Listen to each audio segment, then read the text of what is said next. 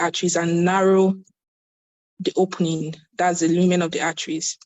When the arterial lumen is narrowed over time, you find out that the cells of the body no longer obtain the required amount of nutrients, like I said, glucose, oxygen that they need for normal body function, for normal metabolic processes. And when this is not controlled, it can lead to pathological states like stroke. It can cause stroke, it can cause heart diseases because of the reduce to the heart. In severe conditions, we have things like death also occurring when it's not treated. So basically,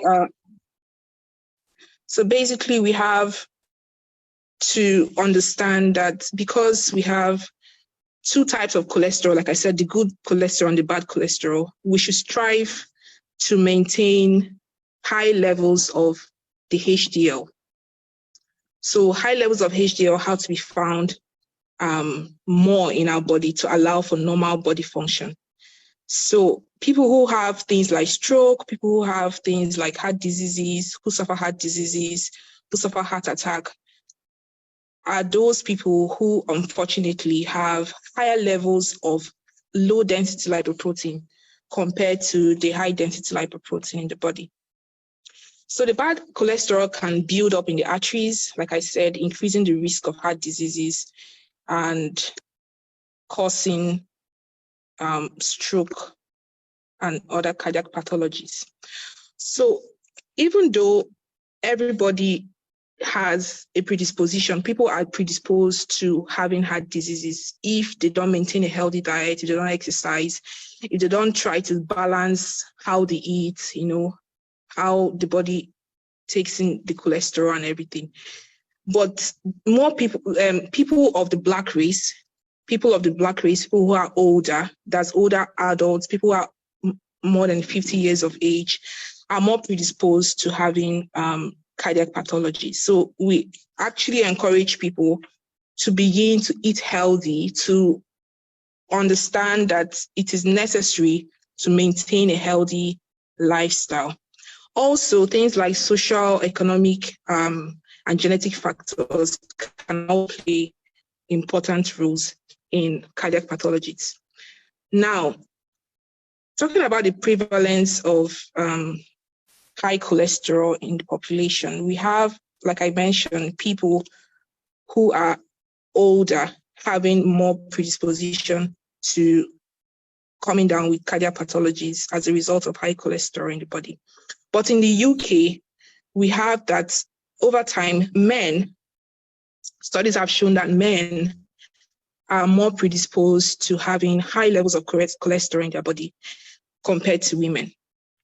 But a recent study that was done in 2021 in the UK showed that this variation has now shifted, causing more women to be more predisposed to high levels of cholesterol than men. So we have 61% of women in recent years having high cholesterol compared to men. We have about 56% of men. While among the black race, we have more black men having high levels of cholesterol compared to women. So there's a variation there in age and variation in sex, variation in race.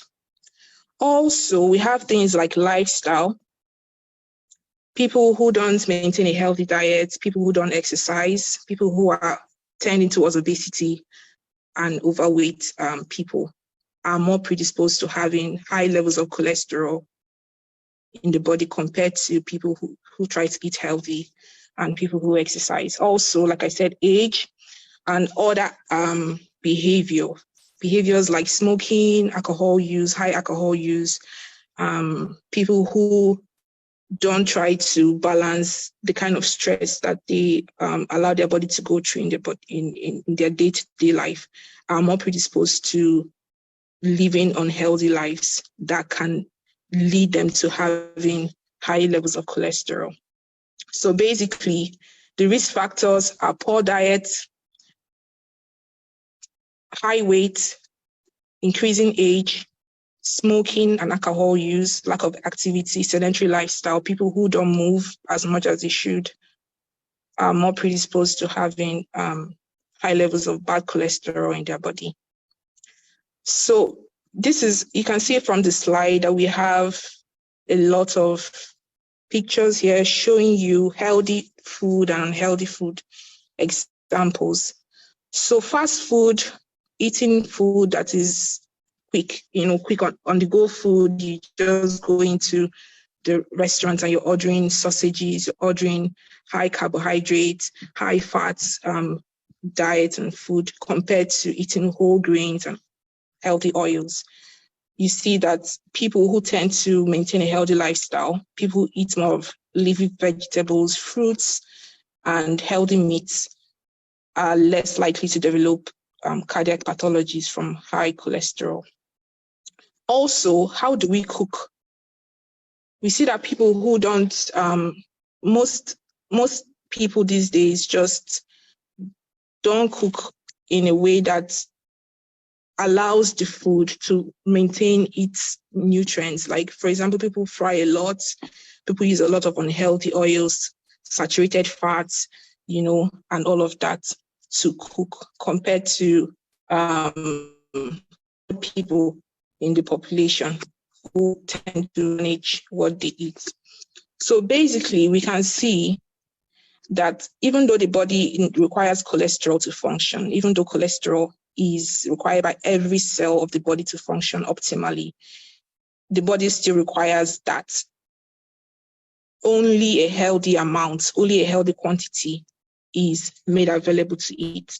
So this means that for us to maintain a healthy life, we should always try to strike a balance. We should always check what we eat. We should always understand that there's a bad guy and a good guy. We have the good cholesterol, that's the HDL, and the bad cholesterol, the LDL. And we should always try to live healthy lives. We should try to exercise. We should try to eat healthy. We should stop smoking as much as possible. We should stop taking alcohol incessantly. And also, if we are of the older population, if we are above 40 years, I don't even like the 50 years, you don't need to wait until you're 50 to start eating healthy. You can start eating healthy today, because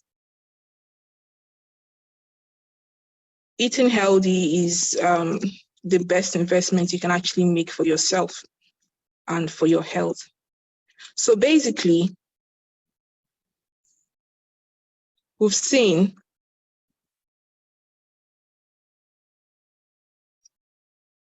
hello, can you hear me? Yes, we can hear you. Yeah, okay, very fine. Okay, that's fine. So basically, we've seen that it's something that can be modified. Even if you have high levels of cholesterol in your body, it's still a modifiable risk. So hypercholesterolemia is already a risk factor to developing cardiac pathologies, to developing heart attack, stroke, atherosclerosis, and all of that. But it can be modified, like I said. The only way you can modify it is to be conscious of what you eat, to try as much as possible to maintain a healthy lifestyle. Don't live a sedentary life, exercise as much as possible.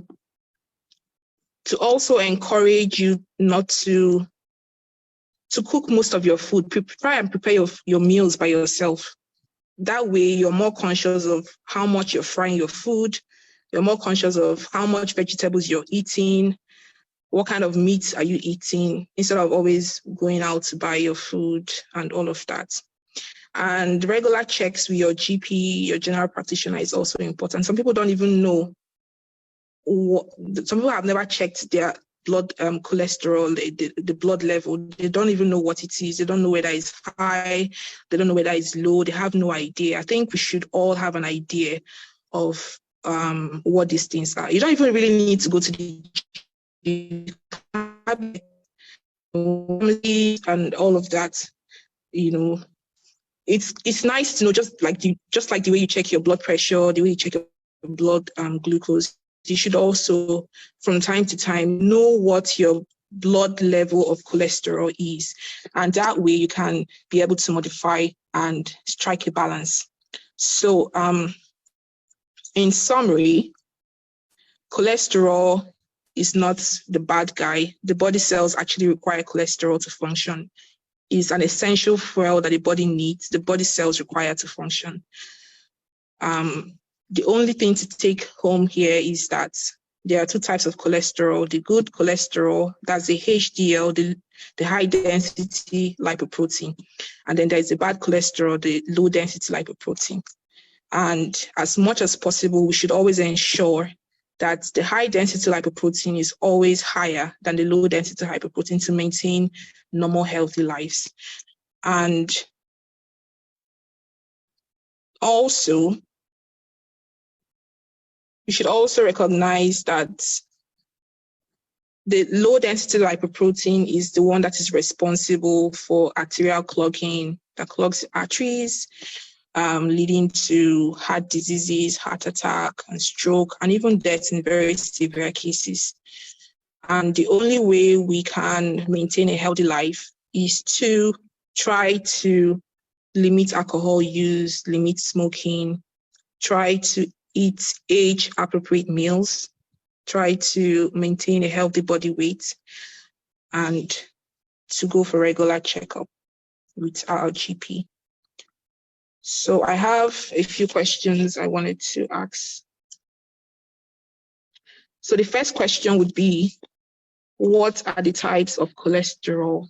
How many types of cholesterol do we have? And which one is the healthy cholesterol and which one is the bad cholesterol? And why is it bad? And why, if you identify the one that is good, you need to tell me why it is good. And if you identify the one that is the bad cholesterol, you also need to tell me why it's bad cholesterol. And then what are the ways that we can manage high cholesterol in the body? What can we do to maintain healthy lives? And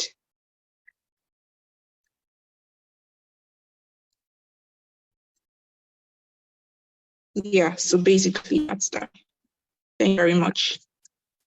Thank you very much, Dr. Nnedi. For the questions, I would appreciate if you, because you just asked us a lot of questions, so I would appreciate it if you took the questions one by one. If you want to maybe stop sharing, somebody's just answered, that's Dr. Eweka, and it's just said HDL and LDL cholesterol. Okay, he was paying attention, you know, for him to like get all the questions that fast. You know, do you want to stop sharing your screen? Oh yeah, okay, you're sharing now. No, carry on, because okay. Yeah, so yeah, there are answers coming from the chat box. So if maybe you want to ask the questions one by one, and then people can okay. Answer. Yeah, thank you. So, okay. All right, thank you. So the first question is, what are the types of cholesterol? What are the types of cholesterol? Okay, and then we started having some answers. Say HDL and HDL cholesterol. HDL is the good one. LDL is the bad one. And somebody, Otibrada, said to maintain a healthy lifestyle, we should eat healthier, home-cooked meals. Yeah, I think you did mention that. And HDL is the good guy, LDL is the bad guy. And just something that I wanted to add, maybe we could use this, because I tend to struggle knowing which one, high density, low density. So maybe if you say H is high on top, better. Yeah. Maybe that will help the message to stick in and to sink in. So that when you go to the shop, because I do it a lot, when I go to the shop, I'm always reading the nutritional value, the nutritional information. So maybe when you think tomorrow, you go to the shop, you're thinking, oh, which one is the good one again? High. On top, HDL, which is high density lipoprotein, is the good one. Low density lipoprotein is the bad one. Thank you. And what was the other question? Thank you so much for the answers. So the other question is, why is low density lipoprotein, the bad guy? What does it do to the arteries of the body? What makes it the bad guy? Okay, let's see, because that one is very, very technical. Because if I had not done the module on this particular subject, I wouldn't even know that. So why is LDL the bad guy? What's that bad cholesterol doing to our body that makes it bad? So if anybody can answer, just to show that you're a good student, you probably got everything that she said. Okay, Rachel Emo said, LDL, which is the low one, the bad one, it tends to clog the arteries and it causes narrowing. Very correct. And then Dr. Rebecca said LDL cholesterol clogs and blocks up the arteries of the body, leading to increase in blood pressure, in heart disease, and in stroke. Exactly. So that would be all. They answered all the questions correctly, and that shows they were listening. So that would be all. Thank you very much. Thank you so much. Thank you so much, Dr. Nnedi. I appreciate you. Can we just give a round of applause to Dr. Nnedi? Thank you ever so much. I always appreciate my guests when they come, because I know it's not easy putting the slides together. And once again, thank you everybody for being here. Thank you so much. I wanted to add something. Otibrada said LDL can build up on the walls of your blood vessels that causes bad things as well. Going back, thank you so much for that comment. Going back to Dr.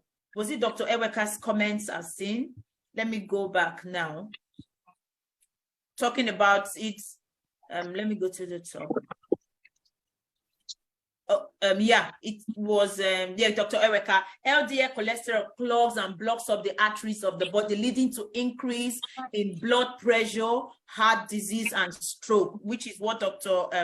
Nnedi said earlier. One thing I want to add there is that this shows the relationship between our diet and our health. This is just a clear example of how what we eat. There's this saying, you are what you eat. This is just it. And what this LDL does, it causes the blood to clot.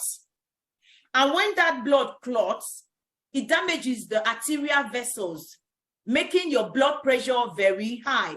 And blood pressure, most times when we talk about blood pressure, it's not just about you having plenty blood in the body that causes blood pressure. It's about you having weak vessels. The integrity of the muscles or the vessels have been compromised.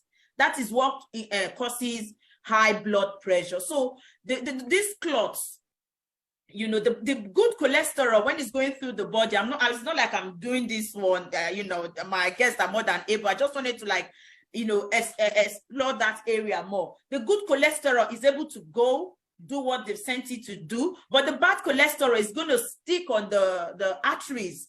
And then there's what is called foam cells formation. It's going to do all that, and it becomes a clot. Blood comes together and it clots, and that blood, when it breaks from where it is going to travel through the bloodstream, and then when that blood goes to the brain, it's going to cause a stroke. When that blood goes to the heart, it's going to cause what is called a myocardial infarction. There are lots of things that blood clot caused by cholesterol can do. There are other factors, smoking, like Dr. Nnedi rightly mentioned earlier. There are other factors, but cholesterol is a big contributor to blood clotting. So I just wanted to pinpoint that. Heart disease. One question that I wanted to ask Dr. Nnedi, this is coming from me now. Why is, and it also relates to high blood pressure as well. It's not like women don't have high blood pressure, but why is it that there are more men and more Black men? I know the men are going to feel like we are against them now, but why is it that more Black men tend to suffer from cardiovascular issues? What's the link? If you can just pinpoint just one or two factors that could be causing this increase in Black men having cardiovascular issues. Thank you. Yeah, thank you for that question. I think it's an interesting question, because everybody, like I said, can have can have heart diseases and complications from high level of cholesterol in the body. But Black men have been proven to suffer more adverse effects because their genetical makeup, their genetical makeup, the lipoproteins, there's something we call cell, there are specific receptors on the cells where these lipoproteins get attached to. So on the cell membrane, we have for the men, they genetically have receptors that are very receptive to lipoproteins on the cell wall of their membrane. Okay. So you can imagine if somebody has more receptors and the other person does not have as much receptors, as women don't have as much receptors. So the binding is more, the binding of the lipoprotein, the low density lipoprotein is more in men. So that's why they tend to develop more issues, because of course, when you have more binding, you're going to have more clogging, you're going to have more narrowing. You understand? So it's a genetic thing. It's a genetic makeup. So I always advise men to take their health seriously, because the fact that you're already a man has already made you more at risk. So you need to take your exercise seriously. And also behavior. We find that statistics have shown that more men actually smoke, more men actually drink. So apart from the genetic makeup that already makes them naturally predisposed to having, cardiac pathologies from high cholesterol in the body, they also tend to have bad habits. The men are the ones that smoke more. Women smoke as much, but if you check statistics, you see that most smokers are men. Most heavy drinkers are men. So that kind of collectively adds to the issue. So men, if you're a man and you're on this life, it's not to scare you, but it's to make you more conscious, more health conscious, to know that you are specially made because you're special. Your genetic makeup is special already. You need to take more good care of yourself. You need to be more conscious of what you're doing, because these things add up in the long run. Yeah. Thank you so much. Thank you. Dr. Eweka, how can you say that? In the comment section, you said something must kill a man. No. Even you, the doctor. Anyway, thank you for the good laugh. And also thank you, Dr. Nnedi. What I wanted to say is that when you were talking, I did feel offended when you talked about the age. You said the older generation from 40. I'm like, from 40 is not old generation. I beg you, please. I'm not sure what age you can consider, but please, 40 is not older generation. We are still young, okay? But thank you so much for that. I really did learn a lot. Thank you ever so much. If there's any question from Dr. Nnedi's presentation, anybody want to unmute their mic and just ask quickly before we go over to my dear sister Shola? Any question from what she's just presented, or you want to leave it in the comment section? There's a question that somebody asked me from my inbox. I've put it there. I don't know if maybe Sister Shola will touch on it later, but somebody did ask, excuse me, that how do you check your blood cholesterol? Because we do, the aim of this event to create awareness and for people to go home tomorrow and to know what to do. We can't say, oh, cholesterol is high, and they don't even know how to check it. So somebody asked, and Dr. Eweka has rightly answered that in the UK, your GP should invite you for an NHS health check for cholesterol once every 5 years from the age of 40 to 70. For those that live in the UK, the NHS will invite you, or rather your GP will invite you to check for your cholesterol once in every 5 years, once you are over the age of 40 to 70. It seems like 40 is old now, because that's always the age that they tend to do these things.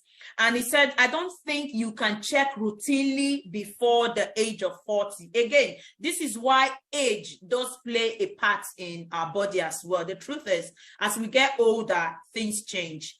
our bodies do change. That's why majority of the people here, they are all not older generation like Dr. Nnedi called us, but we are all adults, like, you know, people who are not with maybe 20s.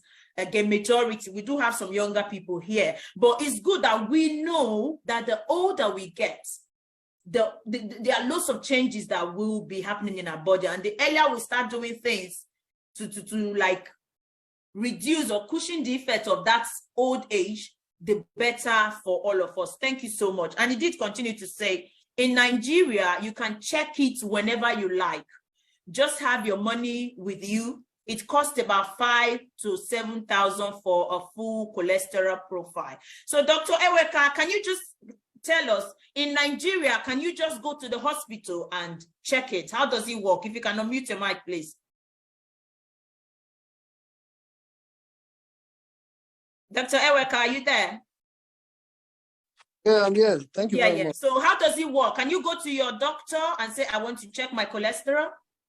Yeah, in Nigeria, most of the hospitals are most of them public owned, private owned. You could just walk into any of the teaching hospitals and FMC private hospitals. All you need to do is to pay for the test and get a receipt. You could do it in the lab there, you know, randomly and routinely.